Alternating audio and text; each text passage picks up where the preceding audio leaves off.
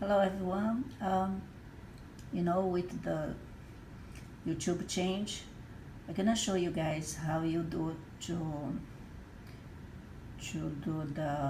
make the change for YouTube for kids. I have my daughter's YouTube, so she's under 13. I'm gonna change it in the setting. So that's her YouTube. You just come over here, go to your channel and YouTube Studio,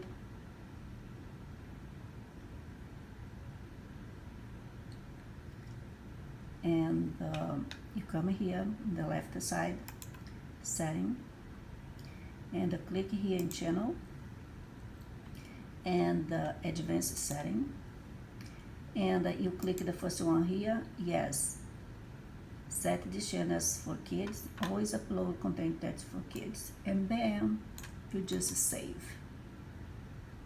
That's it. That's how you do it. So if you have a kids under 13 with a YouTube channel, you have to do the change. Otherwise YouTube gonna exterminate your account, or they're gonna do the way they wanna. Alright? That's it. Goodbye.